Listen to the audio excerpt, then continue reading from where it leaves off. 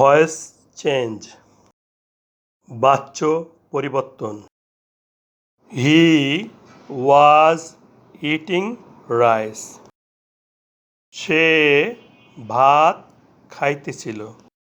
এ বাক্যে খাইতেছিল ক্রিয়াপদ। এখন সাবজেক্ট এবং অবজেক্ট জানার জন্য ক্রিয়াপদকে প্রশ্ন করি।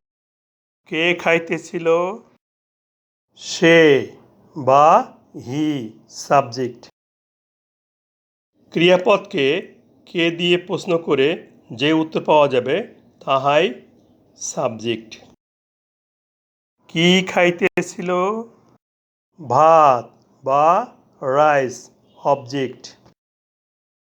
ক্রিয়াপদকে কি দ্বারা প্রশ্ন করে যে উত্তর পাওয়া যায় তাহাই বস্তুবাচক অবজেক্ট। বাক্যে অক্সিলারি ভার্ব ওয়াজ এবং প্রিন্সিপাল ভার্বের সাথে আইএনজি যুক্ত আছে, তাহলে এটি পাস্ট কন্টিনিউয়াস টেন্স। এই বাক্যে সাবজেক্ট বাক্যের প্রথমে আছে, তাহলে এটি অ্যাক্টিভ ভয়েস।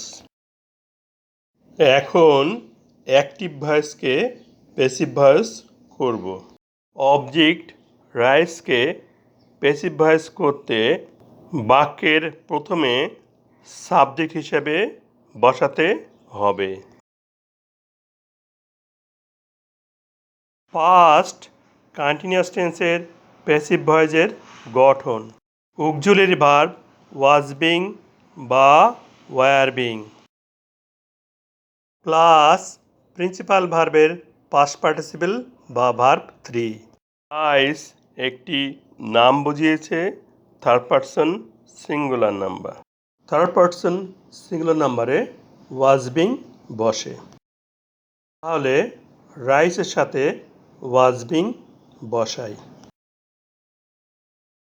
তারপর প্রিন্সিপাল ভার্বের পাস্ট পার্টিসিপল বা ভার্ব 3 বসবে। প্রিন্সিপাল ভার্ব ইট এর ফর্মগুলো দেখে নেই। ইট বা ইটস অর্থ খাওয়া, প্রেজেন্ট ফর্ম বা ভার্ব 1। এট পাস্ট ফর্ম বা ভার্ব 2। ইটেন পাস্ট পার্টিসিপল বা ভার্ব 3। ইট ভার্বের পাস্ট পার্টিসিপল বা ভার্ব 3 পাচ্ছি, ইটেন, তাহলে ভার্ব 3 স্থলে ইটেন এসে বসবে। এরপর প্রেপোজিশন বাই ব্যক্তির ক্ষেত্রে বসবে। প্রেপোজিশনের পরে বাক্যের সাবজেক্ট হি এর অবজেক্টিভ কেসের প্রয়োজন হবে। হি এর কেসগুলো দেখে নেই।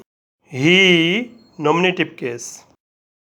হি এর objective case him. Preposition by এর পরে হি এর অবজেক্টিভ কেস হিম এসে বসবে। অ্যাক্টিভ ভয়েসে বাক্যের শেষে ফুল স্টপ আছে, প্যাসিভ ভয়েসেও বাক্যের শেষে ফুল স্টপ থাকবে। বাংলা অনুবাদ: ভাত খাওয়া হইতেছিল তাহার কর্তৃক।